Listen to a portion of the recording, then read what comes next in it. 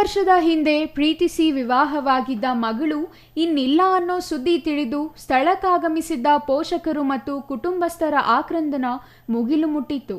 ಯುವತಿ ಸಾವಿಗೆ ಗಂಡನೇ ಕಾರಣ ಎಂಬ ಗಂಭೀರ ಆರೋಪಗಳು ಕೇಳಿಬಂದಿದ್ದು ಬುಧವಾರ ದೊಡ್ಡ ಹೈಡ್ರಾಮಾನೇ ನಡೆಯಿತು. ಮಂಗಳವಾರ ಇಡೀ ಕರಳಪುರ ಗ್ರಾಮ ಸಂಭ್ರಮ ಸಡಗರದಲ್ಲಿತ್ತು. ಗ್ರಾಮದಲ್ಲಿ ಆಯೋಜಿಸಿದ್ದ ನಾಟಕ ನೋಡಿ ಖುಷಿಯಾಗಿದ್ದ ಗ್ರಾಮದಲ್ಲಿ ಬುಧವಾರ ಸೂತಕ ಛಾಯೆ ಆವರಿಸಿತು. ಕರಳಪುರ ಗ್ರಾಮದ ಕಾಂತ ಎಂಬ ಯುವಕನ ಜೊತೆ ಪ್ರೀತಿಸಿ ಕೊನೆಗೆ ಮನೆಯವರನ್ನು ಒಪ್ಪಿಸಿ 5 ವರ್ಷದ ಹಿಂದೆ ಸಪ್ತಪದಿ ತುಡಿದಿದ್ದ ಮಹಾದೇವಿ ಬುಧವಾರ ಬೆಳಿಗ್ಗೆ ನೇಣಿಗೆ ಶರಣಾಗಿದ್ದಾಳೆ. ಮಹಾದೇವಿ ಸಾವಿಗೆ ಗಂಡ ಕಾಂತ ಕಾರಣ ಎಂಬ ಆರೋಪಗಳು ಕೇಳಿಬಂದಿದ್ದು ಆತನ ದೌರ್ಜನ್ಯ ಅಥವಾ ಆತನೇ ಕೊಲೆ ಮಾಡಿರಬಹುದೆಂಬ ಶಂಕೆ ವ್ಯಕ್ತವಾಗಿದೆ. ಮೃತ ಮಹಾದೇವಿ ಪೋಷಕರು ಮತ್ತು ಗ್ರಾಮಸ್ಥರು ಪೊಲೀಸರಿಗೆ ವಿಷಯ ಮುಟ್ಟಿಸಿದ್ದಾರೆ.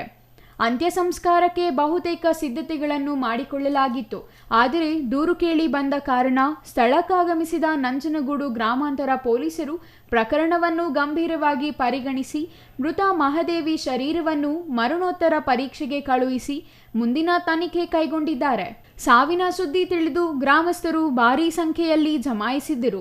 ಸಾವಿನ ಹಿಂದೆ ನಾನಾ ಅಂತೆ ಕಂತೆಗಳು ವ್ಯಕ್ತವಾಗುತ್ತಿದ್ದವು. ನಿನ್ನೆವರೆಗೂ ಚೆನ್ನಾಗಿದ್ದು ಬೆಳಗಾಗುವಷ್ಟರಲ್ಲಿ ಸಾವಿಗೆ ಶರಣಾಗಿದ್ದಾಳೆ ಅನ್ನೋದು ಭಾರೀ ಚರ್ಚೆಗೆ ಗ್ರಾಸವಾಗಿತ್ತು. ಕೆಲವರು ಇದು ಕೊಲೆ ಅನ್ನೋ ಮಾತುಗಳನ್ನಾಡುತ್ತಿದ್ರೆ, ಇನ್ನು ಕೆಲವರು ಗಂಡ ಕಾಂತನ ಹಿಂಸೆಯಿಂದ ಆತ್ಮಹತ್ಯೆಗೆ ಶರಣಾಗಿದ್ದಾಳೆ ಅಂತ ಮಾತನಾಡಿಕೊಳ್ಳುತ್ತಿದ್ದರು. ಹೀಗೆ ಒಬ್ಬೊಬ್ಬರು ಒಂದೊಂದು ರೀತಿಯಲ್ಲಿ ಗುಸುಗುಸು ಮಾತನಾಡಿಕೊಳ್ಳುತ್ತಿದ್ದರು. ಆದರೆ ಸುದ್ದಿ ತಿಳಿದು ಸ್ಥಳಕ್ಕಾಗಮಿಸಿದ ಎಸ್ಐ ಸುನೀಲ್ ಕುಮಾರ್, ಎಎಸ್ಐ ನಾಗರಾಜು ಹಾಗೂ ಸಿಬ್ಬಂದಿ ಮೃತ ಯುವತಿಯ ಪೋಷಕರನ್ನು ಭೇಟಿ ಮಾಡಿ ಹೇಳಿಕೆ ದಾಖಲಿಸಿಕೊಂಡರು. ಪೋಷಕರು ಕೊಟ್ಟ ದೂರಿನನ್ವಯ ಪರಿಸ್ಥಿತಿ ತಿಳಿಗೊಳಿಸಿದರು. Kumar, CTV news, Nanjangud.